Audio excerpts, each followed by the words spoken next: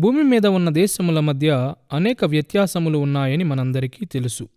వాటన్నిటికీ తమ సొంత భౌగోళము, భిన్నమైన జాతులు మరియు విశేషమైన పరంపరలు ఉంటాయి. అయితే ఇంచుమించు దేశములన్నిటిలో ఒక విషయం మాత్రం సామాన్యంగా ఉంటుంది: మన దేశముల ఆరంభములను గూర్చిన వృత్తాంతములు. మన దేశములను స్థాపించిన ప్రజల యొక్క బలిదానములను గూర్చి, వారు సాధించిన వాటిని గూర్చి వినడం మనందరికీ ఇష్టం. వారి సాహసగాథలను కొనియాడుతూ మనము పాటలు పాడతాము. ఈ ఆవిర్భావ వృత్తాంతములను గూర్చి మనము సంతోషించి వాటిని గూర్చి మాటిమాటికి ఎందుకు మాట్లాడుతాము? ఇంచుమించు ప్రతి మానవ సంస్కృతిలో ఇది ఎందుకు అంత ప్రాముఖ్యమైన భాగముగా ఉన్నది?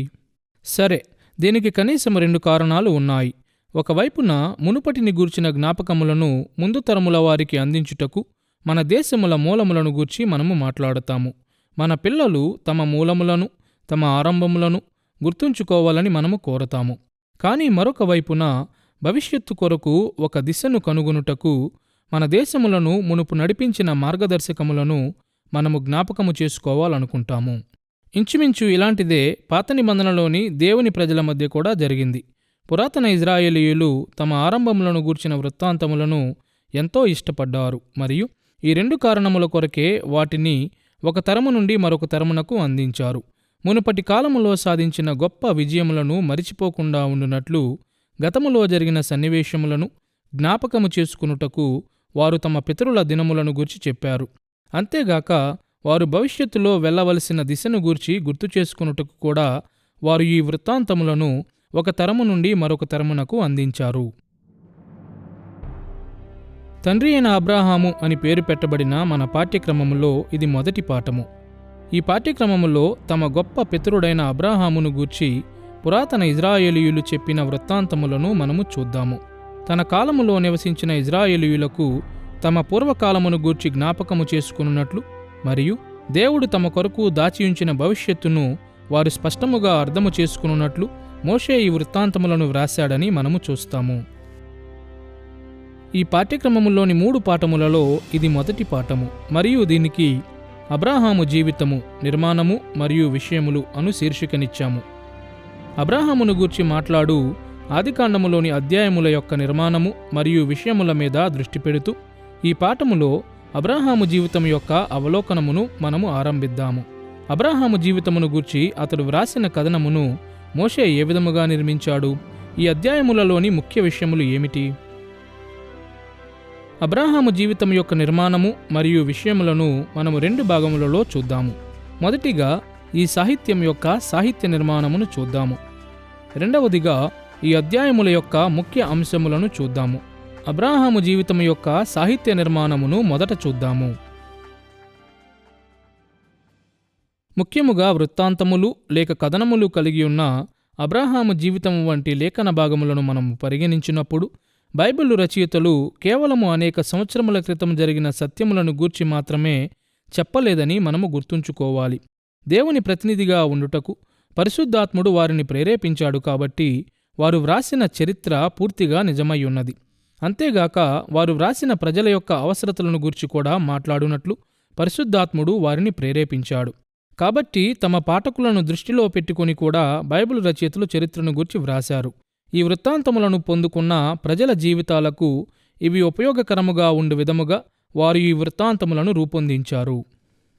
ఆదికాండములో అబ్రాహాము జీవితమును గూర్చిన నివేదికను మనము చూసినప్పుడు అబ్రాహాము జీవితములో జరిగిన సన్నివేశములను ఈ వృత్తాంతములు పొరపాటుగా నివేదించవను నిశ్చయతను మనము కలిగి ఉండవచ్చు. అయితే మోషే యొక్క వాస్తవిక పాఠకులకు ఈ వృత్తాంతములు ఏ విధముగా అనువర్తించబడినవో అర్థము చేసుకునుటకు ఆదికాండము అబ్రాహాము జీవితమును ఏ విధంగా చిత్రీకరిస్తుందో కూడా మనకు తెలిసి ఉండాలి. ఆదికాండములో అబ్రాహాము జీవితము యొక్క సాహిత్య నిర్మాణమును విశ్లేషించుట ద్వారా ఒక విధముగా అబ్రాహాము జీవితము ఎలా చిత్రీకరించబడుతుందో మనము అర్థము చేసుకోవచ్చు. అబ్రాహాము జీవితం యొక్క సాహిత్య నిర్మాణమును మనము 2 భాగములలో చూద్దాము. మొదటిగా ఆదికాండము గ్రంథము యొక్క సంపూర్ణ అవలోకనమును మనము చూద్దాము మరియు ఆదికాండము గ్రంథమంతటిలో అబ్రాహాము వృత్తాంతము ఏ విధముగా అమర్చబడుతుందో చూద్దాము. రెండవదిగా అబ్రాహాము జీవితము మీద దృష్టి పెట్టు వృత్తాంతముల యొక్క నిర్మాణమును మనము చూద్దాము. ఆదికాండము గ్రంథమంతటి యొక్క అవలోకనముతో ఆరంభిద్దాము. శతాబ్దములు తరబడి ఆదికాండము యొక్క నిర్మాణమును పలువురు వ్యాఖ్యానకర్తలు పలు విధాలుగా అర్థము చేసుకున్నారు. వంశములు లేక తొలెదోత్ వాక్య భాగములు ఆదికాండము గ్రంథమంతటా పునరావృతమైన విధానము ఆధారముగా ఆదికాండమును 10 భాగములుగా విభజించుట ఒక పద్ధతి అయి ఉన్నది. ఈ విశాల దృక్పథమునకు కొంత విలువ ఉన్నదని మనము అంగీకరించాలి. అయితే ఆదికాండమును 3 పెద్ద భాగములుగా విభజించుట మరింత సహాయకరముగా ఉంటుంది అని ఇతర పాఠ్యక్రమములలో మనము సూచించాము. ఆదికాండము 1వ అధ్యాయం 1వ వచనము నుండి 11వ అధ్యాయం 9వ వచనములోని ప్రాచీన చరిత్ర, 11వ అధ్యాయం 10వ వచనం నుండి 37వ అధ్యాయం 1వ వచనములోని ఆదిమ పితరుల చరిత్ర, 37వ అధ్యాయం 2వ వచనము నుండి 50వ అధ్యాయం 26వ వచనములోని తరువాతి పితరుల చరిత్ర. ఆదికాండము 1వ అధ్యాయం 1వ వచనము నుండి 11వ అధ్యాయం 9వ వచనములోని ప్రాచీన చరిత్ర లోకం యొక్క ఆరంభములను గూర్చి దేవుడు బయలుపరిచిన సత్యమును తెలియజేస్తుంది.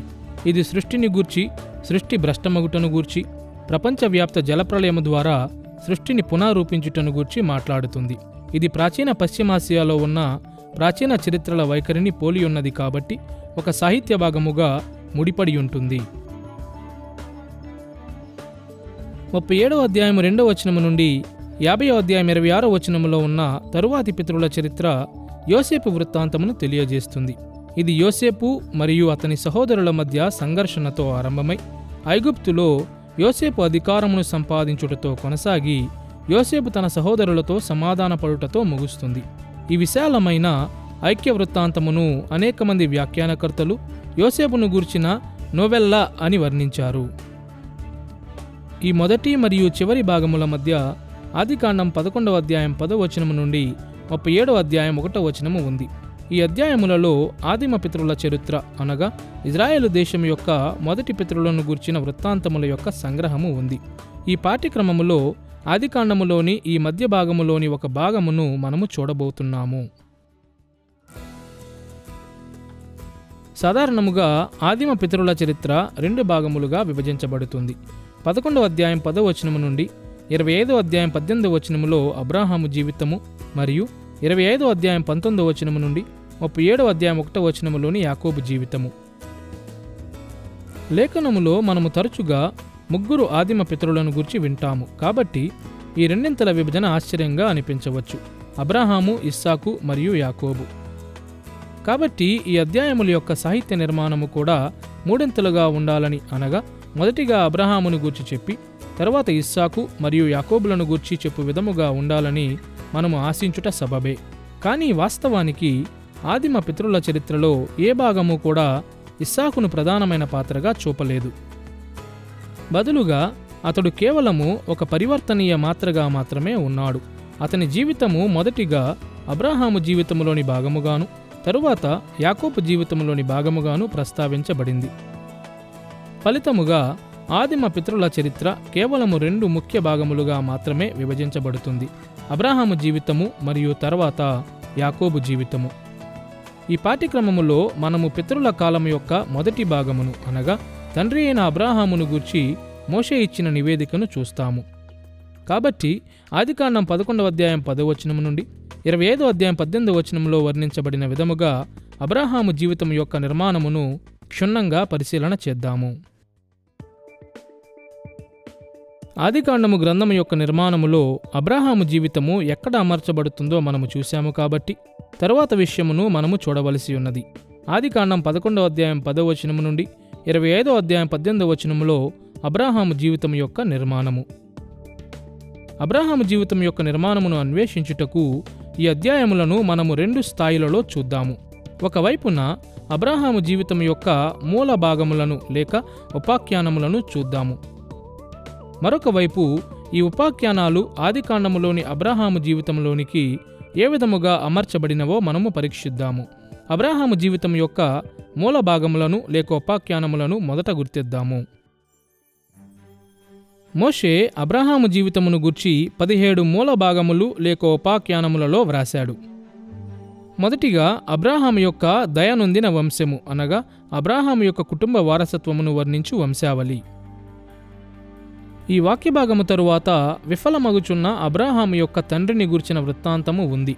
ఇది అబ్రాహాము తండ్రి అయిన తేరహుతో అతడు చేసిన యాత్రలను వర్ణించు 2వ వంశావళి అయ్యున్నది.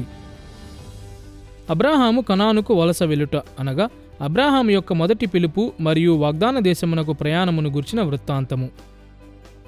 ఐగుప్తు నుండి అబ్రాహాము యొక్క విమోచన అనగా అబ్రాహాము ఐగుప్తునకు యాత్రికునిగా వెళ్ళిన మరియు దేవుడు అతనిని విడిపించిన కాలము.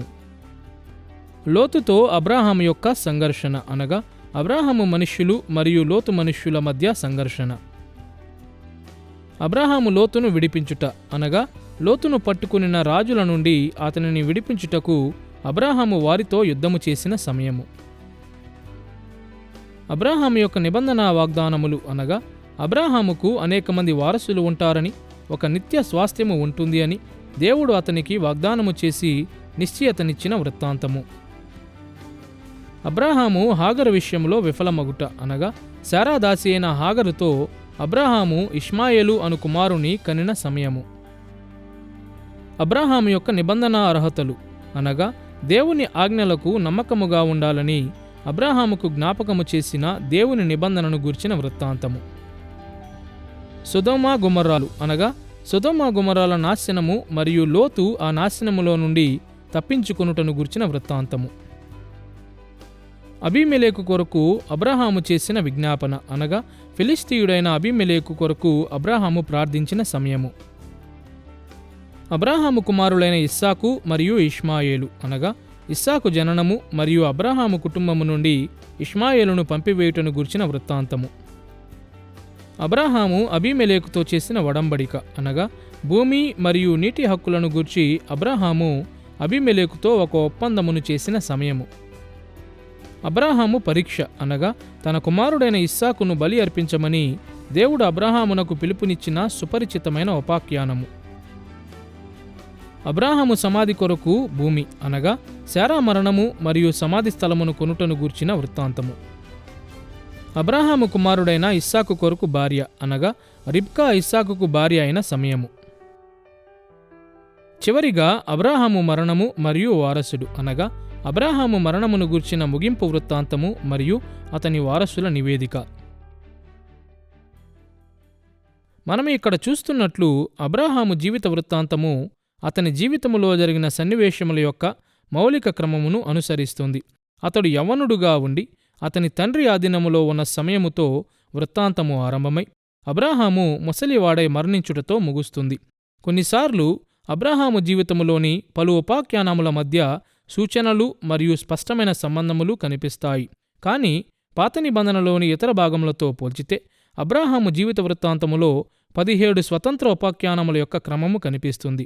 అబ్రాహాము జీవితములోని సన్నివేశములను నివేదించుటకు మరియు మోషే యొక్క వాస్తవిక ఇజ్రాయేలీయ పాఠకులకు కొన్ని పాఠములను బోధించుటకు ప్రతి ఉపాఖ్యానము రూపొందించబడింది. మోషే వారిని ఐగుప్తులో నుండి వాగ్దాన దేశము వైపుకు నడిపించుచుండగా ఈ ఉపాఖ్యానములలో ప్రతి ఒక్కటి వారి జీవితములకు ఎంతో ఉపయోగకరముగా ఉండినది మరియు అలాగే నేటి మన జీవితములకు కూడా ఎంతో ఉపయోగకరముగా ఉన్నది.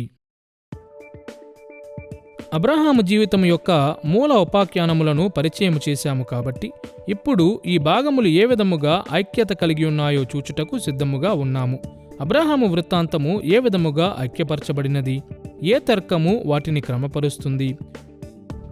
సులువైన మాటలలో అబ్రాహాము జీవితం యొక్క ఉపాఖ్యానములు కొన్ని శీర్షికల ఆధారముగా అమర్చబడినవి మరియు ఈ అమరికలు 5 సౌష్ఠవ లేక సమతుల్య దశలను రూపొందిస్తాయి. మొదటిగా మనము ఊహించు విధముగానే పితరుని జీవితం యొక్క ఆరంభములో మోషే నివేదిక అబ్రాహాము యొక్క నేపథ్యము మరియు దేవునితో ఆదిమ అనుభవాలతో ఆరంభమవుతుంది. ఈ భాగములలో అబ్రాహాము యొక్క దయనొందిన వంశావళి, అతని విఫలమగు తండ్రి మరియు అతడు కనానుకు వలస వెలుట ఉన్నాయి. అబ్రాహాము యొక్క కుటుంబ నేపథ్యము మరియు వాగ్దాన దేశములోనికి అతని ప్రవాసము మీద దృష్టి పెడుతూ అబ్రాహాము దేవునితో ఒక విశేషమైన అనుబంధములోనికి ఎలా ప్రవేశించాడో ఈ అధ్యాయములు వివరిస్తాయి. అబ్రాహాము జీవితములోని 2వ ఉపాఖ్యానముల గుంపు 12వ అధ్యాయం 10వ వచనము నుండి 14వ అధ్యాయం 24వ వచనం వరకు ఇతర ప్రజలతో అబ్రాహాము కలిగియుండిన ఆరంభ సంబంధాల మీద దృష్టి పెడుతుంది. దీనిలో ఐగుప్తు నుండి అతని విమోచన, లోతుతో అతని సంఘర్షణ మరియు అతడు లోతును విడిపించుట ఉన్నాయి. ఈ 3 ఉపాఖ్యానములు ఐక్యముగా ఉన్నాయి, ఎందుకంటే ఇవి అనేక ప్రజల గుంపుల ప్రతినిధులను అబ్రాహాము ఎదుర్కొనుట మీద మరియు వారితో సంకర్షించుట మీద దృష్టి పెడతాయి. ఈ అధ్యాయములలో పితరుడు ప్రధానముగా ఐగుప్తు ఫరోతో, అతని అన్న కొడుకు లోతుతో, దండెత్తిన రాజులతో, సొదొమ రాజుతో మరియు షాలేము రాజైన మెల్కీసెదెకుతో వ్యవహరించాడు. 3వ భాగము మరియు అబ్రాహాము జీవితం యొక్క కేంద్ర భాగము 15వ అధ్యాయం 1వ వచనము నుండి 17వ అధ్యాయం 27వ వచనములో అబ్రాహాముతో దేవుడు చేసిన నిబంధన అనుబంధము మీద దృష్టి పెడుతుంది. పితరుని జీవితములోని ఈ భాగములో 3 ఉపాఖ్యానములు ఉన్నాయి. అబ్రాహాము యొక్క నిబంధన వాగ్దానములు, హాగరు విషయంలో అబ్రాహాము యొక్క వైఫల్యము మరియు అబ్రాహాము యొక్క నిబంధన అర్హతలు. 18వ అధ్యాయం 1వ వచనము నుండి 21వ అధ్యాయం 34వ వచనములో కనిపించు 4వ భాగము ఇతర ప్రజలతో అబ్రాహాము తరువాత చేసిన సంపర్కములను ప్రస్తావిస్తుంది. ఇవి అబ్రాహాము ఇతర ప్రజల గుంపులతో చేసిన సంపర్కముల మీద దృష్టి పెడతాయి కాబట్టి ఈ అధ్యాయములు ప్రధానముగా ఐక్యత కలిగి ఉంటాయి. ఈ అధ్యాయములు సొదొమ గొమొర్రాల సందర్భములో అబ్రాహామును వర్ణిస్తాయి. అబీమెలెకు కొరకు అబ్రాహాము చేసిన విజ్ఞాపన, ఇస్సాకు మరియు ఇష్మాయేలులకు అనుబంధములో అబ్రాహాము మరియు అబీమెలెకుతో అబ్రాహాము చేసిన వడంబడికను దీనిలో మనము చూస్తాము. లోతు మరియు అతని కుటుంబముతో పితరుడు ఎలా సంకర్షించాడో, సొదొమ గొమొర్రాలలోని ప్రజలతోనూ, ఫిలిస్తీయుడైన అబీమెలెకు రాజుతోనూ అతడు ఎలాంటి అనుబంధము కలిగి ఉన్నాడో ఈ 4 ఉపాఖ్యానాలు మరి ఎక్కువగా వర్ణిస్తాయి. మనము ఊహించున్నట్లే 22వ అధ్యాయం 1వ వచనము నుండి 25వ అధ్యాయం 18వ వచనములో ఉన్న పితరుని జీవితం యొక్క 5వ మరియు ఆఖరి భాగము అబ్రాహాము జీవితం యొక్క ముగింపును గూర్చిన, ముఖ్యముగా అతని వారసులు మరియు మరణమును గూర్చిన విషయములను ప్రస్తావిస్తుంది. దేవుడు అబ్రాహామును ఏ విధముగా పరీక్షించాడో ఇది నమోదు చేస్తుంది. ఇది అబ్రాహాము సమాధి కొరకు భూమిని కొనుటను నివేదిస్తుంది. ఇది అబ్రాహాము తన కుమారుడైన ఇస్సాకు కొరకు భార్యను కనుగొనుటను నివేదిస్తుంది మరియు ఇది అబ్రాహాము మరణమును కూడా నమోదు చేస్తుంది. ఈ అధ్యాయములు అబ్రాహాము భార్య అయిన శారా మీద మరియు అతని కుమారుడైన ఇస్సాకు మీద దృష్టి పెట్టి అబ్రాహాము యొక్క ఇతర భార్యలు మరియు వారి కుమారుల కంటే వీరికి ఎక్కువ ఘనతను ఇస్తాయి. అబ్రాహాము జీవితం యొక్క ఉపాఖ్యానములు ఒకదానికొకటి స్వతంత్రముగా ఉన్నాయి కాబట్టి అబ్రాహామును గూర్చి ప్రజలు మొదటిసారి చదివినప్పుడు వారు లక్ష్యము లేకుండా ఒక సన్నివేశములో నుండి మరొక సన్నివేశములోనికి భ్రమిస్తున్నారు అన్నట్లు అనిపిస్తుంది. ఎలాంటి ముందు ఆలోచన లేక ప్రణాళిక లేకుండా మోషే ఒక్కొక్క సన్నివేశమును ప్రస్తావించాడు అన్నట్లుగా వారు అబ్రాహామును గూర్చిన వృత్తాంతములను చదువుతారు. అయితే ఈ మొదటి ఆలోచన తరువాత కూడా అబ్రాహాము జీవితమును గూర్చిన వృత్తాంతములు కేంద్ర అంశములను తెలుపు ఉపాఖ్యానముల గుంపుగా క్రమపరచబడ్డాయి. అబ్రాహామును గూర్చి తాను చెప్పగోరిన దానిని మోషే వాస్తవానికి ప్రణాళికపరంగా వ్రాశాడని మన సులువైన 5 దశల ఆకారము బయలుపరుస్తుంది. విశాల దృక్పథములో అబ్రాహాము జీవితం యొక్క నివేదిక ఒక సౌష్టాకార నాటిక ఆకారమును తీసుకుంటుంది. ప్రతి భాగము నాటికలోని సమాంతర భాగముతో సమతుల్యత కలిగి ఉంటుంది. 11వ అధ్యాయం 10వ వచనము నుండి 12వ అధ్యాయం 9వ వచనములో అబ్రాహాము కుటుంబ నేపథ్యము మీద మరియు దేవునితో అతని యొక్క ఆరంభ అనుభవాల మీద దృష్టి సారించబడుటను మనము చూస్తాము. ఈ మొదటి ఆలోచనలకు భిన్నముగా 22వ అధ్యాయము 1వ వచనము నుండి 25వ అధ్యాయం 18వ వచనములో ఉన్న ముగింపు మాటలు అబ్రాహాము యొక్క చివరి సంవత్సరముల మీద మరియు అతని వారసుల మీద దృష్టి పెడతాయి. అంతేగాక అబ్రాహాము జీవితములోని 2వ భాగములో ఇతర గోత్రములు మరియు దేశములలోని ప్రజలతో అబ్రాహాము కలిగియుండిన సంపర్కములను గూర్చిన ఉపాఖ్యానములు ఉన్నాయి మరియు వృత్తాకార సౌష్టత ద్వారా 2వ భాగములో ప్రస్తావించబడిన అవే అంశములకు తిరిగి వెళ్తూ అబ్రాహాము జీవితం యొక్క 4వ భాగము ఇతరులతో అబ్రాహాము యొక్క సంపర్కాలను గూర్చిన మరికొన్ని ఉదాహరణల మీద మరొకసారి దృష్టి పెడుతుంది.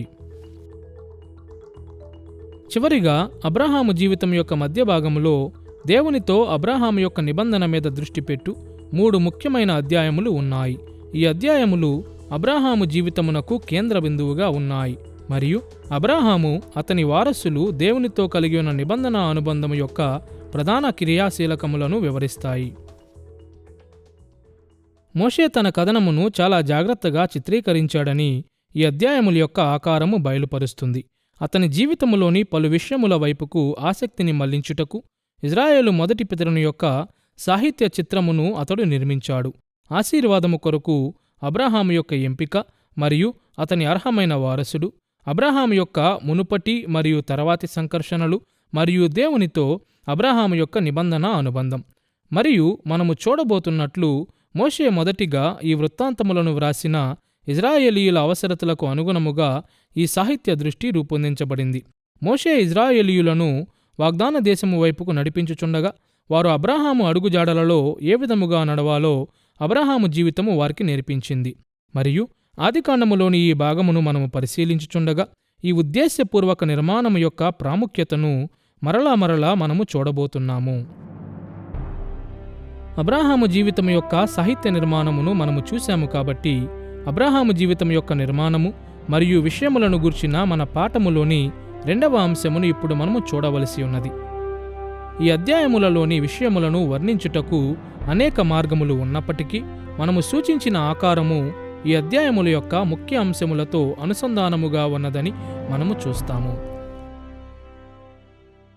అబ్రాహాము జీవితమంతా సుదీర్ఘమైన క్లిష్టమైన ఏ లేఖన భాగము యొక్క ముఖ్య అంశములనైనా వర్ణించుట కష్టమని చెప్పవలసిన అవసరము లేదు. ఈ అధ్యాయములలో కనిపించు ప్రతి మూలాంశమును లేక అంశమును ప్రస్తావించుట అసాధ్యము. అయితే మిగిలిన వాటికంటే ప్రాముఖ్యమైన అనేక మూలాంశములను గుర్తించుట మాత్రం సాధ్యమే. మరియు మనము చూడబోవుచున్నట్లు ఈ అధ్యాయములలోని ముఖ్య అంశములు అబ్రాహాము జీవిత వృత్తాంతములను ఐక్యపరుచుతాయి మరియు అబ్రాహాము జీవితము నుండి తన వాస్తవిక ఇజ్రాయేలీయ పాఠకులు నేర్చుకోవాలని మోషే కోరిన ముఖ్య ఆలోచనలను అర్థము చేసుకునుటలో మనకు సహాయపడతాయి. దీనికి మించి లేఖనములోని ఈ భాగము నుండి మనం ఏమి నేర్చుకోవాలని దేవుడు కోరుచున్నాడో ఈ ముఖ్య అంశాలలో మనము చూడవచ్చు. అబ్రాహాము జీవితం యొక్క ముఖ్య అంశములను మనము రెండు విధాలుగా చూద్దాము. మొదటిగా అబ్రాహాము జీవితం యొక్క 4 ముఖ్యమైన అంశములను పరిచయము చేయు ఒక కీలకమైన వాక్య భాగమును మనము పరీక్షిద్దాము. రెండవదిగా అబ్రాహాము జీవితమును గూర్చిన అధ్యాయములలో ఈ అంశములు ఏ విధముగా విశదపరచబడ్డాయో మనము చూద్దాము. అబ్రాహాము వృత్తాంతములోని అంశములను పరిచయము చేయు కీలకమైన వాక్య భాగమును మొదట చూద్దాము. అబ్రాహాము జీవిత వృత్తాంతం యొక్క ఆరంభములో ఆదికాండము 12వ అధ్యాయము 1-3 వచనములలో అబ్రాహాముకు దేవుడిచ్చిన పిలుపును గూర్చి ఉన్నదని మీకు గుర్తుందనుకుంటాను. అబ్రాహాము మెసొపొతమియాలోని ఊరులో నివాసముంటున్నప్పుడే వాగ్దాన దేశమునకు వెళ్ళుటకు దేవుడు అబ్రాహామును పిలిచాడు. ఈ వచనములు అబ్రాహాము జీవిత వృత్తాంతములోని కొన్ని అత్యంత ప్రాముఖ్యమైన మూలాంశములను పరిచయము చేస్తాయని అనేక సంవత్సరాలుగా వ్యాఖ్యానకర్తలు గుర్తించారు. ఈ వచనాలలో మోషే ఏమని వ్రాశాడో ఒకసారి గమనించండి. యెహోవా, నీవు లేచి నీ దేశము నుండియు నీ బంధువుల యొద్ద నుండియు నీ తండ్రి ఇంటి నుండియు బయలుదేరి నేను నీకు చూపించు దేశమునకు వెళ్ళుము. నిన్ను గొప్ప జనముగా చేసి నిన్ను ఆశీర్వదించి నీ నామమును గొప్ప చేయుదును. నీవు ఆశీర్వాదముగా నుందువు. నిన్ను ఆశీర్వదించు వారిని ఆశీర్వదించెదను, నిన్ను దూషించు వారిని శపించెదను. భూమి యొక్క సమస్త వంశములు నీ యందు ఆశీర్వదించబడును అని అబ్రాహాముతో అనెను. ఈ 3 వచనములు చాలా ప్రాముఖ్యమైనవి మరియు వీటిని అనేక విధాలుగా క్రోడీకరించవచ్చు. వ్యాకరణ స్థాయిలో 1వ అధ్యాయము యొక్క మొదటి భాగములో ఇవి ఒక పరిచయముతో ఆరంభమవుతాయి. ఇవి తరువాత అబ్రాహాముతో దేవుడు పలికిన మాటలతో కొనసాగుతాయి. వీటిని 2 భాగములుగా విభాగించవచ్చు. మొదటి భాగము 1వ వచనము యొక్క 2వ భాగము మరియు ఇంచుమించు 2వ వచనం అంతటిలో ఒక ఆజ్ఞ, దాని తరువాత 3 స్వతంత్ర క్రియారూపక వ్యక్తీకరణలు ఉన్నాయి. దేవుడు అబ్రాహాముతో పలికిన మాటలలోని 2వ భాగము 2వ వచనము యొక్క చివరి భాగములోను మరియు 3వ వచనములోనూ ఉన్నది. 2వ భాగము కూడా మొదటి భాగములోని వ్యాకరణ పద్ధతిని అనుసరిస్తుంది. ఇది ఒక ఆజ్ఞ ద్వారా పరిచయం చేయబడుతుంది. దాని తరువాత 3 స్వతంత్ర క్రియారూపక వ్యక్తీకరణలు ఉన్నాయి. ఆదికాండం 12వ అధ్యాయము 1-3 వచనముల యొక్క ఈ 3 విభాగములను చూచుట ద్వారా ఈ వాక్య భాగం యొక్క ప్రాముఖ్యతను గూర్చిన కొన్ని మెలకువలను మనము కనుగొనవచ్చు. 1వ వచనములో అబ్రాహాముతో దేవుడు పలికిన మాటలను మోషే పరిచయం చేసిన సులువైన విధానమును మొదట వినండి. యెహోవా అబ్రాహాముతో అనెను. యెహోవా అనెను అని అనువదించబడాలని అనేక మంది ఆధునిక అనువాదకులు సరిగానే గుర్తించారు. ఈ అనువాదము ప్రాముఖ్యమైనది ఎందుకంటే అపోస్తలుల కార్యములు 7వ అధ్యాయము 2 నుండి 4 వచనాలలో ఉన్న స్టెఫను ప్రసంగం ప్రకారం అబ్రాహాము తండ్రి అయిన తేరహు హారానులో మరణించకముందు అబ్రాహాము ఊరిలో పిలుపును పొందుకున్నాడు. అయితే ఆదికాండము యొక్క సాహిత్య చిత్రీకరణలో 11వ అధ్యాయం 32వ వచనములో తేరహు మరణించాడు అని మనము చూస్తాము. తరువాత ఆదికాండం 12వ అధ్యాయం 1వ వచనములో దేవుడు అబ్రాహామును పిలిచాడని నేర్చుకుంటాము. ఈ కారణము చేత ఆదికాండము 12వ అధ్యాయం 1వ వచనము గతమును మునుపు జరిగిన దానిని తెలియజేస్తుంది. కాబట్టి ఇది యెహోవా అనెను అని అనువదించబడాలి. దేవునికి స్పందిస్తూ అబ్రాహాము ఏమీ చేయక ఉండిన మునుపటి కాలమును అనగా అతడు వాగ్దాన దేశమునకు ప్రయాణమగుటకు ముందు కాలమును ఈ వచనము జ్ఞాపకము చేసుకుంటుంది. ఈ పరిచయం తరువాత దేవుడు అబ్రాహాముతో పలికిన మాట యొక్క మొదటి భాగములోనికి మనము వచ్చాము. ఈ మొదటి భాగము ఒక ఆజ్ఞార్థకమైన క్రియతో ఆరంభమై ఒక ఆజ్ఞను సూచిస్తుంది. ఆదికాండం 12వ అధ్యాయం 1వ వచనములో మనము ఈ మాటలను చదువుతాము. నీవు లేచి నీ దేశము నుండియు నీ బంధువుల యొద్ద నుండియు నీ తండ్రి ఇంటి నుండియు బయలుదేరి నేను నీకు చూపించు దేశమునకు వెళ్ళుము. ఇక్కడ మనము చూస్తున్నట్లు ఈ భాగము ఒక ఆజ్ఞతో మొదలవుతుంది. లేచి లేక NIV దీనిని విడిచి వెళ్ళుము అని క్రోడీకరిస్తుంది. దేవుడు అబ్రహామును ఏదో చేయమని ఆజ్ఞ ఇచ్చాడు. కనాను దేశమునకు వెళ్ళమని ఆజ్ఞ ఇచ్చాడు. ఇది దేవుడు పితరునికి ఇచ్చిన మొదటి మరియు ప్రాథమికమైన ఆజ్ఞ. వాగ్దాన దేశమునకు వెళ్ళమని ఆజ్ఞ ఇచ్చిన తరువాత దేవుడు అబ్రాహాముతో పలికిన మాటల యొక్క మొదటి భాగము 3 భాగములుగా విభజించబడుతుంది మరియు ఇది 2వ వచనం యొక్క మొదటి భాగములో 3 స్వతంత్ర క్రియారూపక వ్యక్తీకరణలతో సూచించబడింది. ఆదికాండం 12వ అధ్యాయం 2వ వచనమును మరొకసారి చూడండి. నిన్ను గొప్ప జనముగా చేసి నిన్ను ఆశీర్వదించి నీ నామమును గొప్ప చేయుదును. దేవుడు అబ్రాహామును పిలిచినప్పుడు అతనికి ఇచ్చిన ఆశీర్వాదముల మీద ఈ మాటలు దృష్టి పెడతాయి. మొదటిగా తాను అబ్రాహామును గొప్ప జనముగా చేస్తానని దేవుడు అబ్రాహాముకు చెప్పాడు. రెండవదిగా అబ్రాహాముకు ఐశ్వర్యమునిచ్చి దీవిస్తానని ఆయన చెప్పాడు. మూడవదిగా అబ్రాహాముకు అతని వారసులకు గొప్ప పేరును లేక ఖ్యాతిని ఇస్తానని ఆయన చెప్పాడు. ఇప్పుడు అబ్రాహాముతో దేవుడు పలికిన మాటల యొక్క 2వ భాగమును మనము చూస్తున్నాము. అనేక ఆధునిక అనువాదములు దీనిని చూచుటలో మనకు సహాయము చేయనప్పటికీ అబ్రాహాముతో దేవుడు పలికిన మాటల యొక్క 2వ భాగము మొదటి భాగము యొక్క వ్యాకరణ నిర్మాణమును పోలియున్నది. ఇది కూడా ఒక ఆజ్ఞతో ఆరంభమవుతుంది మరియు తరువాత 3 స్వతంత్ర క్రియారూపక వ్యక్తీకరణములు ఉన్నాయి. ఆదికాండము 12వ అధ్యాయము 2-3 వచనాలలో మనం ఈ మాటలను చదువుతాము.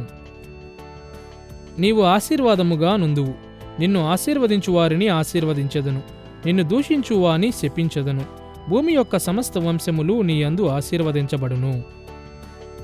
నీవు ఆశీర్వాదముగా నుందువు అని అనువదించబడిన హెబ్రీ క్రియాపదము ఇక్కడ ఆజ్ఞార్థక రూపములో ఉంది మరియు 1వ వచనములోని వెళ్ళుము అను ఆజ్ఞకు సమాంతరముగా రూపొందించబడింది.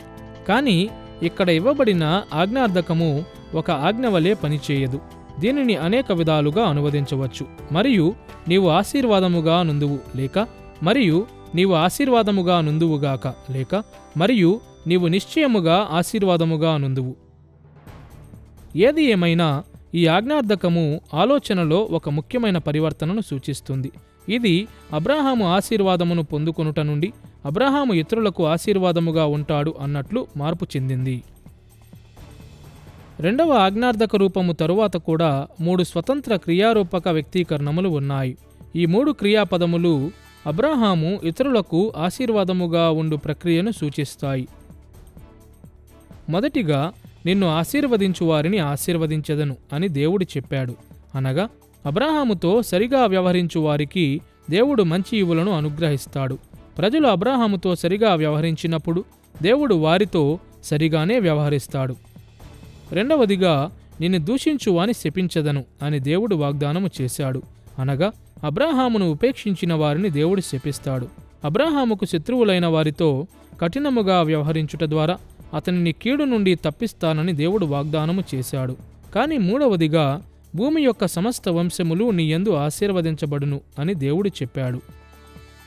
పైపైన చూస్తే ఈ మూడవ మాట అబ్రాహాము యొక్క శత్రువులను శపిస్తాను అను ఆలోచనకు వ్యతిరేకముగా ఉన్నట్లు అనిపిస్తుంది.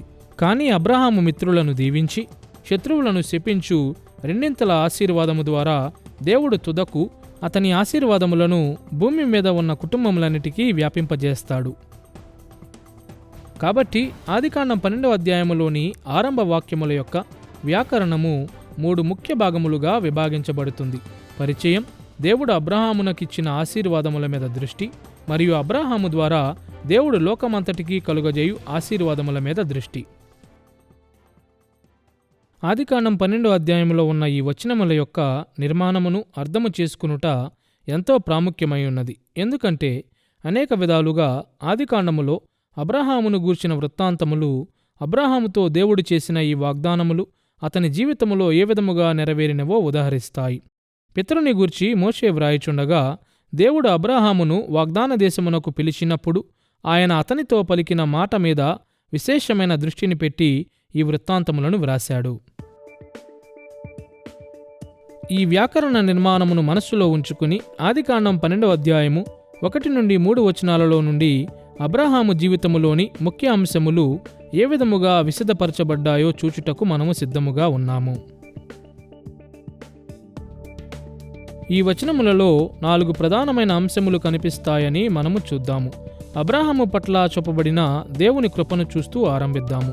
తరువాత అబ్రాహాము దేవుని పట్ల చూపవలసి ఉండిన స్వామిభక్తిని, అబ్రాహామునకు ఇవ్వబడిన దేవుని ఆశీర్వాదములను, మరియు చివరిగా అబ్రాహాము ద్వారా దేవుని ఆశీర్వాదములను మనము చూద్దాము. అబ్రాహాము జీవితంలో అనేకసార్లు అగుపడు మొదటి మూలాంశము ఏమనగా అబ్రాహాముతో దేవుని అనుబంధము ఆయన కృప మీద ఆధారపడి ఉండెను. ఆదికాండం 12వ అధ్యాయం 1వ వచనములోని పరిచయ పలుకులలో దేవుని కృప చాలా స్పష్టమైన రీతిలో ప్రత్యక్షమయ్యింది. ఇంతకుముందు చూసినట్లు అక్కడ మనము ఈ మాటలను చదువుతాము. యెహోవా అబ్రాహాముతో అనెను. అబ్రాహాము దేవునికి ఎలాంటి సేవ చేయకముందే అబ్రాహాము జీవితములోనికి దేవుడు ప్రవేశించాడు. కాబట్టి దేవునితో అబ్రాహాము అనుబంధము స్థిరపడింది అని ఈ సులువైన మాటలు మోషే యొక్క వాస్తవిక శ్రోతలకు జ్ఞాపకం చేశాయి. అబ్రాహాము యొక్క పిలుపు అతని యవ్వన కాలములోనే కలిగింది. అతడు కనానుకు ప్రయాణమవ్వలేదు. అతడు శత్రువులను జయించలేదు. అతడు నిబంధన నమ్మకత్వమునకు సమర్పణ చూపలేదు. సొదొమ గొమొర్రాలలో ఉన్న నీతిమంతుల నిమిత్తము ప్రార్థించలేదు. అతడు ఏ విధమైన విశ్వాస పరీక్షలోనూ జయమును పొంది ఉండలేదు. భిన్నముగా అబ్రాహాము పట్ల కృపను చూపుట దేవునికి నచ్చింది. కాబట్టి తనకు విశేషమైన సేవకునిగా ఉండుటకు దేవుడు అబ్రాహామును పిలిచాడు. ఇప్పుడు అబ్రాహాము దేవునితో నడిచిన ఆరంభ దినములలో మాత్రమే దేవుని కృప చూపబడలేదు అను మాట వాస్తవము. దేవుని కృప అబ్రాహామును గూర్చిన వృత్తాంతములన్నిటిలో కనిపిస్తుంది. ఎందుకంటే పితరుని జీవితములోని ప్రతి మలుపులో దేవుడు అతనికి కనికరమును చూపాడు. అబ్రాహాము పాపి కాబట్టి అన్ని వేళలా అబ్రాహాము దేవుని కనికరము యొక్క అవసరతలో ఉండెను. ఉదాహరణకు అబ్రాహాము యొక్క రక్షణ నీతి కూడా కనికరముతో ఇవ్వబడిన బహుమానము అని సుపరిచితమైన వచనమైన ఆదికాండం 15వ అధ్యాయం 6వ వచనములో మనము చూస్తాము. అక్కడ ఇలా వ్రాయబడి ఉన్నది: అతడు యెహోవాను నమ్మెను, ఆయన అది అతనికి నీతిగా ఎంచెను. రోమాపత్రిక 4వ అధ్యాయం 3వ వచనము మరియు గలతీ పత్రిక 3వ అధ్యాయం 6వ వచనములో అపోస్తలుడైన పౌలు సూచించినట్లు దేవుడు అబ్రాహామునకు నీతిని ఇచ్చుట ఇది సత్క్రియల ఫలితము కాదుగాని కృపాకార్యమే అని సూచిస్తుంది. దేవుని కృప మరియు కనికరము ద్వారా మాత్రమే అబ్రాహాము దేవుని నుండి దీనిని మరియు అనేక ఆశీర్వాదములను పొందుకున్నాడు.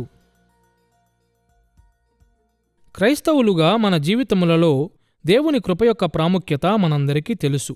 దేవుడు తన కృప ద్వారా ఆయనతో మన అనుబంధమును ఆరంభిస్తాడని మనకు తెలుసు. మరియు ఆయన కృప ద్వారా ఆయనతో మన అనుబంధములో ఆయన మనలను కొనసాగిస్తాడని మనకు తెలుసు. దేవుని కనికరము లేకుండా మనమెక్కడ ఉండేవారము? అబ్రాహాము జీవితములో కూడా ఇదే వాస్తవమై ఉండెను. అంతేగాక మోషే అబ్రాహామును గూర్చి వ్రాసిన ఇజ్రాయేలీయుల జీవితములకు కూడా దేవుని కృప ఎంతో ప్రాముఖ్యమైనదిగా ఉండెను. వారు కూడా తమ జీవితములలో అనుదినము దేవుని కనికరము యొక్క అవసరతను కలిగియుండిరి. మరియు ఈ కారణము చేత అబ్రాహాము జీవితమును గూర్చిన వృత్తాంతములను మోషే వ్రాసినప్పుడు అతడు మరలా వారి దృష్టిని దేవుని కృప వైపుకు ఆకర్షించాడు. దేవుని కృప అను అంశముతో పాటుగా ఆదికాండం 12వ అధ్యాయము 1-3 వచనములు అబ్రాహాము చూపిన స్వామి భక్తిని కూడా ఉద్ఘాటిస్తాయి అని మనము గుర్తించాలి. కేవలము తన కృపను పొందుకొనుట కొరకు మాత్రమే దేవుడు అబ్రాహామును ఎన్నుకోలేదు. అబ్రాహాము నమ్మకమైన విధేయతతో స్పందించే విధముగా దేవుడు పితరునికి కనికరమును చూపాడు. మనం ఇంతకు ముందు చూసినట్లు ఆదికాండము 12వ అధ్యాయము 1వ వచనములోని మొదటి ఆజ్ఞార్థకము అబ్రాహాము ఒక ఆచరణాత్మక రీతిలో యెహోవాకు నమ్మకత్వమును చూపవలసిన బాధ్యత కలిగి ఉన్నాడని వక్కానిస్తుంది. అక్కడ దేవుడు అతనిని ఇలా ఆజ్ఞాపించాడు: నీవు లేచి నీ దేశము నుండియు నీ బంధువుల యొద్ద నుండియు నీ తండ్రి ఇంటి నుండియు బయలుదేరి నేను నీకు చూపించు దేశమునకు వెళ్ళుము. ఈ దైవిక పిలుపుకు అబ్రాహాము ఎంతో నమ్మకత్వమును చూపవలసి ఉండెను అని ఊహించుట అంత కష్టమేమీ కాదు. అతడు తన దేశమును మరియు తన తండ్రి ఇంటిని విడచి అతనికి చూపబోవు ప్రదేశమునకు వెళ్ళవలసి ఉండెను. అవును, దేవుడు అబ్రాహామునకు కనికరమును చూపాడు. కాని అబ్రాహాము కూడా దేవునికి లోతైన నమ్మకమైన సేవ చేయవలసి ఉండెను. దురదృష్టవశాత్తు అనేక మంది క్రైస్తవులు అబ్రాహామును గూర్చి దేవుని మీద నమ్మకము మరియు విశ్వాసమునకు మాదిరిగా మాత్రమే ఆలోచన చేస్తారు. ఇది అబ్రాహాము జీవితములో ఒక ప్రాముఖ్యమైన అంశము మరియు ఇది అనేక క్రొత్త నిబంధన లేఖన భాగములలో ఉద్ఘాటించబడినది. అయితే విధేయత చూపమని, ఆయనను నమ్మకముగా సేవించమని దేవుడు అబ్రాహాముకు ఆజ్ఞాపించాడు అను సత్యమును మనం ఎన్నడూ నిర్లక్ష్యం చేయకూడదు. దేవుడు పితరుల నుండి అనేకసార్లు స్వామి భక్తిని కోరాడు. ప్రతి పరిస్థితిలోనూ అతడు దేవునికి నమ్మకముగా ఉండవలసి ఉండెను. అబ్రాహాము దేవునికి స్వామి భక్తిని చూపవలసిన అత్యంత నాటకీయమైన ఉదాహరణను మనము ఆదికాండము 22వ అధ్యాయములో చూస్తాము. అక్కడ అబ్రాహాము తన కుమారుని కంటే దేవుని ఎక్కువగా ప్రేమించాడని రుజువు చేయుటకు అతని కుమారుడైన ఇస్సాకును బలి ఇవ్వమని దేవుడు పితరునికి ఆజ్ఞాపించాడు. దీనికంటే ఉన్నతమైన పరీక్షను గూర్చి మనము ఊహించలేము. ఈ విధముగాను అనేక ఇతర విధములుగాను అబ్రాహాము నమ్మకత్వమును చూపవలసి ఉండినను అబ్రాహాము కలిగియుండిన అత్యంత ప్రాముఖ్యమైన బాధ్యతలలో ఒకదానిని ఆదికాండము 12వ అధ్యాయము 1వ వచనము స్పష్టము చేస్తుంది. అక్కడ దేవుడు ఇలా సెలవిచ్చాడు: నేను నీకు చూపించు దేశమునకు వెళ్ళుము. ఈ వాక్యభాగము తెలియపరచుచున్నట్లు దేవుడు చూపించు దేశమునకు అబ్రాహాము వెళ్ళవలసి ఉండెను. అబ్రాహాము వాగ్దాన దేశమును స్వాధీనపరుచుకొనవలసి ఉండెను మరియు పితరుని గూర్చిన వృత్తాంతములలో చాలాసార్లు ఈ అంశము ప్రత్యక్షమవుతుంది. పితరుడు వాగ్దాన దేశములోనికి వెళ్ళుట దేవుని యొక్క విశాలమైన ప్రణాళికలో అబ్రాహాముకు మరియు అతని నమ్మకమైన వారసులకు ఎంతో ప్రాముఖ్యమైన విషయముగా ఉండెను. అతడు స్వయంగా వాగ్దాన దేశములోనికి నడిపించుచున్న ఇజ్రాయేలీయుల కొరకు మోషే ఈ వృత్తాంతమును వ్రాశాడని జ్ఞాపకము చేసుకున్నప్పుడు ఇక్కడ చూపిన ఈ ఉద్ఘాటన అంత ఆశ్చర్యమును కలిగించదు. క్రీస్తు అనుచరులముగా రక్షణ దేవుని కృప ద్వారా కలిగిన ఉచిత బహుమానమైనప్పటికీ ఆయన ఆజ్ఞలను పాటించుటకు తగిన కృషిని చేయుట ద్వారా మనము ఆయనకు కృతజ్ఞతను చూపాలని దేవుడు ఆశించుచున్నాడు. మోషే కూడా ఈ నియమమును అర్థము చేసుకున్నాడు. అబ్రాహాముకు దేవుడు చూపిన కృప అబ్రాహాము దేవుని పట్ల నమ్మకముగా ఉండునట్లు అతనిని నడిపించిందని మనకు తెలుసు. ఈ కారణము చేత మనము అబ్రాహాము యొక్క జీవితమును అధ్యయనము చేయుచుండగా స్వామి భక్తిని చూపవలసిన అవసరత అనేకసార్లు కనిపిస్తుంది అని మనము చూడబోతున్నాము. తన వాస్తవిక ఇజ్రాయేలీయ శ్రోతలను గూర్చి మోషేకు తెలుసు. దేవుని ఎదుట నమ్మకముగా జీవించుట యొక్క ప్రాముఖ్యతను వారు మరిచిపోయే అవకాశము ఉండినది. ఐగుప్తు నుండి విమోచించి దేవుడు వారికి ఎంతో కనికరమును చూపి వారిని అరణ్యములో భద్రపరిచినప్పటికీ వారు దేవుని ఆజ్ఞల నుండి వెనుదిరిగారు. ఈ కారణము చేత అబ్రాహామును గూర్చిన వృత్తాంతములలో దేవుని పట్ల అబ్రాహాము చూపిన స్వామి భక్తి ఒక ముఖ్యాంశముగా ఉన్నది.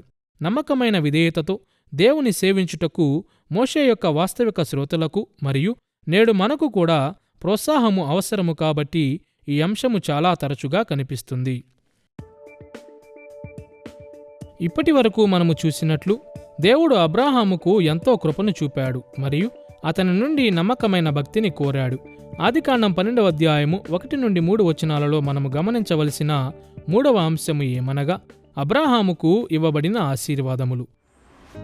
ఆదికాండం 12వ అధ్యాయం 2వ వచనములో దేవుడు పితరునికి ఈ మాటలను చెప్పాడని మీకు జ్ఞాపకం ఉండే ఉంటుంది. నిన్ను గొప్ప జనముగా చేసి నిన్ను ఆశీర్వదించి నీ నామమును గొప్ప చేయుదును, నీవు ఆశీర్వాదముగా నుందువు. దేవుడు పితరునికి 3 ఆశీర్వాదములు ఇచ్చాడు. మొదటిగా అబ్రాహాము గొప్ప జనమవుతాడని దేవుడు చెప్పాడు. అతని వారసులు లెక్కకు మించిన వారవుతారు. వాస్తవానికి అతని వారసులు ఒక గొప్ప సామ్రాజ్యము అనగా ఘనమైన దేశమవుతారు. ఆ సమయములో అబ్రాహాము మరియు అతనితో ఉన్నవారు చాలా తక్కువ మందిగా ఉండిరి మరియు అబ్రాహాముకు పిల్లలు లేరు. అయినను ఒక దినాన అబ్రాహాము వారసులు ఆకాశ నక్షత్రముల కంటే ఎక్కువ అవుతారని దేవుడు వాగ్దానము చేశాడు. రెండవదిగా అబ్రాహామును ఆశీర్వదిస్తానని దేవుడు చెప్పాడు.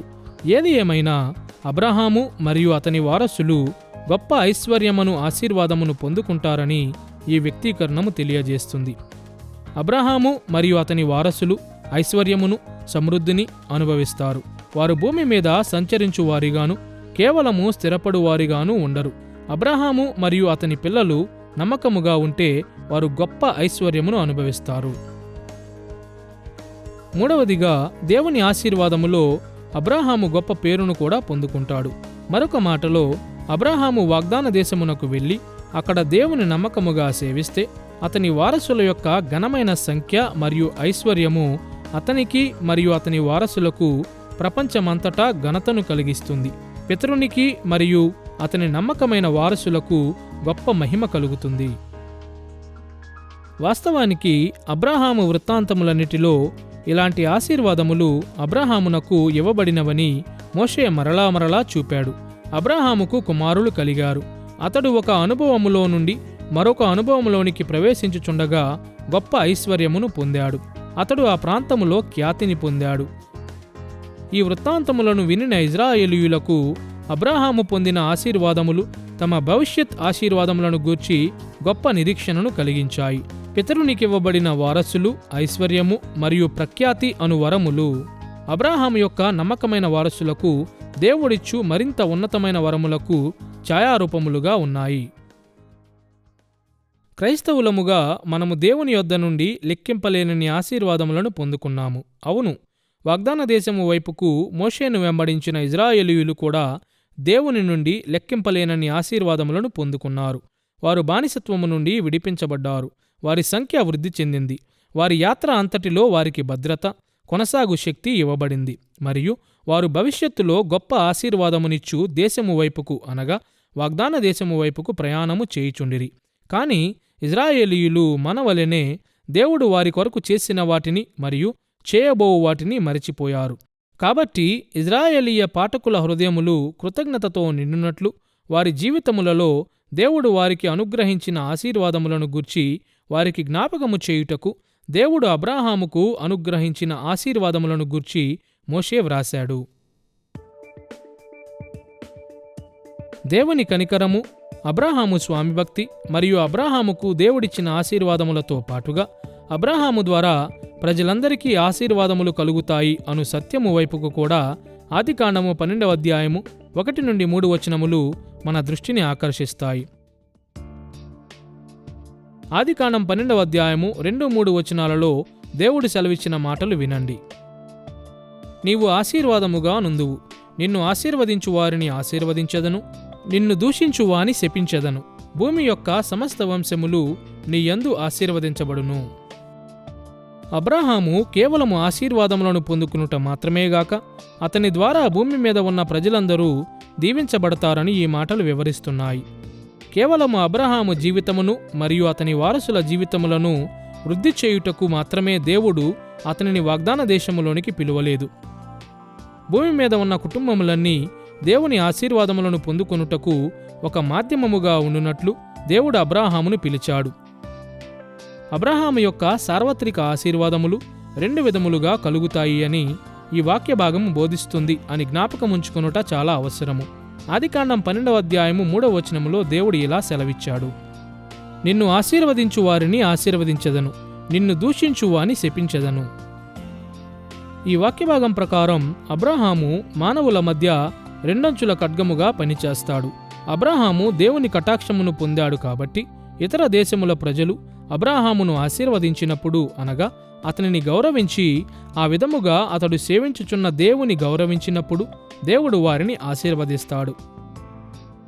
అయితే ఇతర దేశములలోని ప్రజలు అబ్రాహామును శపించినప్పుడు లేక అతని మీద దాడి చేసినప్పుడు మరియు ఆ విధముగా అబ్రాహాము దేవుని ఉపేక్షించినప్పుడు దేవుడు వారిని శిక్షిస్తాడు. ఇతర ప్రజల యొక్క విధి వారు అబ్రాహాముతో వ్యవహరించిన దాని మీద ఆధారపడి ఉంటుంది. తన జీవితకాలములో అబ్రాహాము ఫిలిస్తీయులు, కనానీయులు, ఐగుప్తీయులు మరియు అతని అన్న కుమారుడైన లోతు వారసులైన మోయాబీయులు మరియు అమ్మోనీయులు వంటి ఇతర దేశములకు ప్రతినిధులైన అనేక మంది ప్రజలను ఎదుర్కొన్నాడు. ఈ సంపర్కములు ప్రాముఖ్యమైనవి, ఎందుకంటే అబ్రాహాముతో వ్యవహరించిన విధానము ఆధారముగా ఇతర ప్రజలను ఆశీర్వదించుట మరియు శపించుట ద్వారా దేవుడు తన మాటను నిలబెట్టుకున్న కొన్ని విధానములను ఇవి చూపించాయి. తన జీవితకాలములోనే అబ్రాహాము లోకమునకు ఆశీర్వాదమయ్యాడని కూడా ఇవి సూచిస్తాయి. దేవుని ప్రజలు చాలాసార్లు ఈ ప్రాముఖ్యమైన బోధను మరిచిపోవట చాలా సులభమే. మోషే దినములలోని ఇజ్రాయేలీయులు అనేక విధాలుగా నేటి క్రైస్తవులను పోలియున్నారు. మనము దేవుని నుండి కలుగు రక్షణ ఆశీర్వాదమును, జీవమును ఆస్వాదిస్తాము గాని ఆ ఆశీర్వాదములు మనకు ఎందుకు ఇవ్వబడినవో మర్చిపోతాము. మోషే నాయకత్వములో ఇజ్రాయేలుకు దేవుడిచ్చిన ప్రతి ఆశీర్వాదము మరియు నేడు ఆయన సంఘమునకు ఇచ్చుచున్న ప్రతి ఆశీర్వాదము ఒక ఉన్నత ఉద్దేశ్యము కొరకు ఇవ్వబడుతుంది. దేవుని ఆశీర్వాదములను లోకమంతా వ్యాపింపజేయుటకు మనము ఆశీర్వదించబడితిమి. అబ్రాహాము లోకములోని దేశములను దేవుని ఆశీర్వాదములోనికి నడిపించున్నట్లు దేవుడు అబ్రాహామును తన కొరకు పిలుచుకున్నాడు. లోకములోని దేశములను దేవుని ఆశీర్వాదములోనికి నడిపించున్నట్లు దేవుడు మోషే దినములలోని ఇజ్రాయేలును తన కొరకు పిలుచుకున్నాడు. మరియు లోకములోని దేశములను మనము దేవుని ఆశీర్వాదములోనికి నడిపించున్నట్లు దేవుడు నేటి సంఘమును తన కొరకు పిలుచుకున్నాడు. అబ్రాహాము వృత్తాంతములను మొదటిగా పొందుకున్న ఇజ్రాయేలీయులకు ఈ విషయము ఎంతో ప్రాముఖ్యమైనదిగా ఉండెను. మరియు నేడు మనము క్రీస్తును అనుసరించుచుండగా ఇది మనకు కూడా ఎంతో ప్రాముఖ్యమైనదిగా ఉన్నది. ఈ పాఠములో అబ్రాహాము జీవిత అవలోకనమును మనము చూశాము మరియు ఆదికాండములోని ఈ భాగము యొక్క నిర్మాణము లేక రూపము మీద మనము దృష్టి పెట్టాము. ఈ సాహిత్య నిర్మాణ నేపథ్యములో అబ్రాహాము జీవితమును గూర్చి మోషే వ్రాసిన ముఖ్య అంశములను లేక విషయములను మనము పరీక్షించాము. ఈ పాఠ్యక్రమములో మనము ముందుకు కొనసాగుచుండగా ఈ పాఠములోని అంశములను మరలా ప్రస్తావిద్దాము. అబ్రాహాము జీవిత వృత్తాంతములో 5 దశల సౌష్టతను మనము చూశాము మరియు అబ్రాహాము జీవితములోని 4 ముఖ్య అంశములను కూడా మనము చూశాము. అబ్రాహాముకు దేవుడు చూపిన దయ, అబ్రాహాము యొక్క స్వామిభక్తి, అబ్రాహాముకు దేవుడిచ్చిన ఆశీర్వాదములు మరియు అబ్రాహాము ద్వారా దేవుడిచ్చిన ఆశీర్వాదములు. అబ్రాహాము జీవిత వృత్తాంతము చాలా కాలము క్రితం ఇజ్రాయేలు కొరకు మొదటిగా వ్రాయబడినప్పటి ఉద్దేశమును గూర్చి మాత్రమే ఈ అంశములు మనకు మెలకువలను ఇవ్వవుగాని నేడు ఈ లేఖన భాగమును మన జీవితములకు అన్వయించుకొనుటలో కూడా ఇవి సహాయపడతాయి.